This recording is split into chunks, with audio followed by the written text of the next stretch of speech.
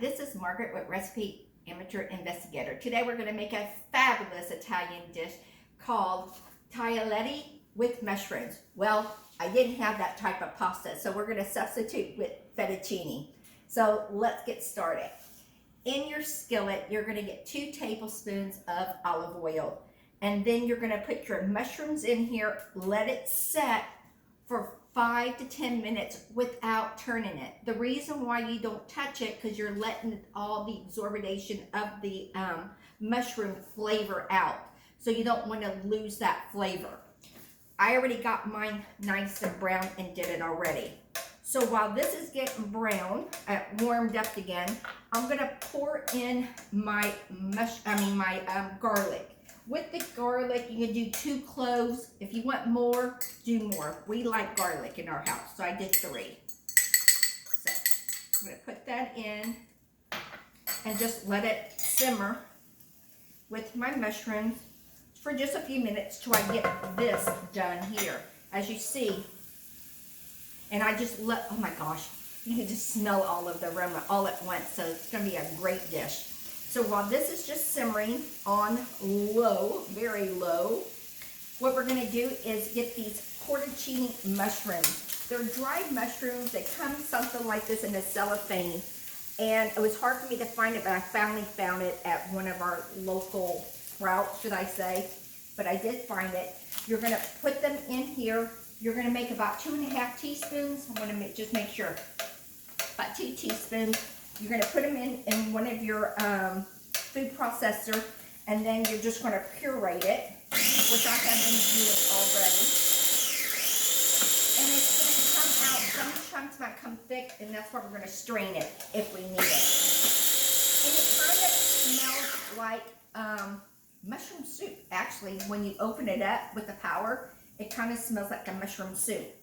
So I have this done. While the garlic is in here, we're going to go ahead, raise this up just a little bit. I'm going to put it on actually a low now. This Curtis Stone pan cooks up fabulous. I just love it. I think I got a few people bought them because they love them too. So I have this in here. The next we're going to do is pour in your white wine. If you don't have white wine, I tried this with chicken broth. It works out fine. But I want to try it today with the white wine. It said when in the recipe that I found, it says how much white. 1/4 of white wine does not do it. I got 1.5 cups because I tried this last time because I like this to set, because after you eat it, you're going to have some left over if you have a small family, and then it sits up and it just soaks up all the juice. So I'm doing 1.5 cups. While that is in here now, mixing, I'm just going to stir. Oh my goodness, the smell. Then I'm going to pour in my mushrooms. First, I'm just going to get all this powder out. I'll put it in there. Let me go get a spatula. One moment. And then this is what it kind of looks like when you chop it up. See, kind of like this. See it? Then what I'm going to, smells so good. Getting excited. Then you're just going to pour this in here. So this way you don't get any of that. And just do this. And what I'm going to do is save this for another time. So I'm just going to put this over here and let it sit. Then you're going to reserve, when you do your pasta, make sure you reserve about 1 cup of water just in case. Next, what you're going to do is get marjoram spice, and that is going to be 2½ tablespoons, and I already have mine in here. You're going to put that in. You're going to get either to 1/2 stick for a whole stick, and I'm putting a whole stick of non-salted butter in. Let it melt. Ah, it just smells so good. Chop it. And I put my butter out to room temperature, so this way I can just slice it in here and it will start melting, as you see. And then you're going to put your salt in here for flavor. If you like salt, I like a dash. I don't use salt, but that's everybody's choice. And then you're going to put red flakes in there to your tasting. So if you got someone who doesn't like spicy food, then don't put any in. We're from Texas and bring on the heat. I got some in here. Actually, it does get stuck. And then you're going to get some black pepper to your tasting as well.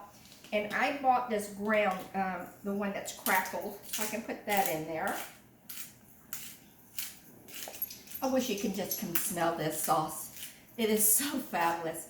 And this is the best time to make this right now because it's during Lent and a lot of us don't eat meat on Fridays. So that's where I found this recipe. Okay, if you want to come see how the sauce is, see how nice the sauce is, because you like a lot of sauce. I do, we do at our house. Especially when you let it sit, like I told you, overnight. Oh my gosh. And this is it. This is all of the ingredients you need. And like I said, it's a very quick dish. This is already done. All you're gonna do now, I still got my water just in case I need it. So make sure you always reserve it. Sometimes you need it, sometimes you don't. I think that's why I put a little bit more of wine in there because I didn't use so much of the sauce. So then I got my pasta already cooked.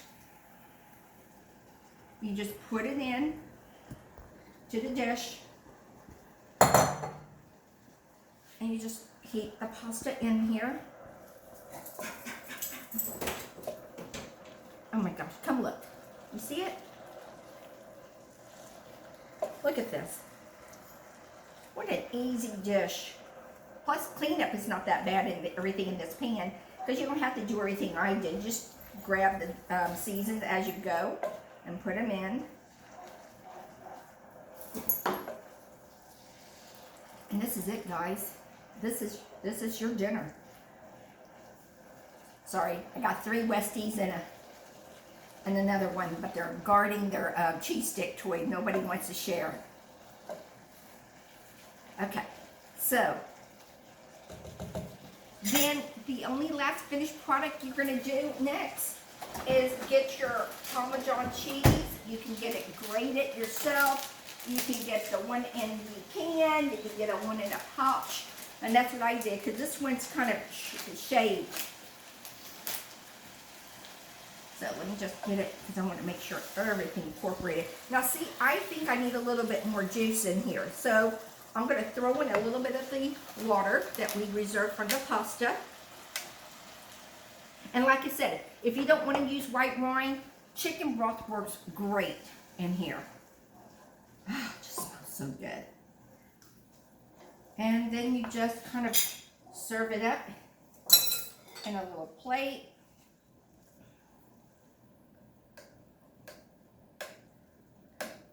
Serve it up.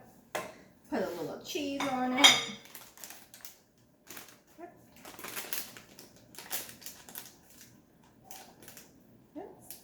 And open up the cheese package today.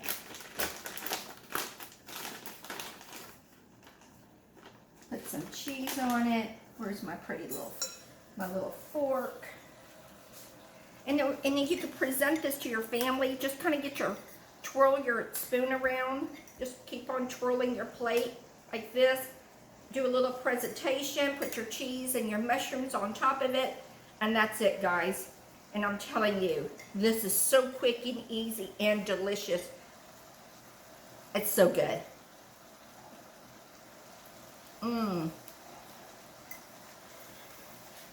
Fabulous. So you should manja up on this. Very good recipe.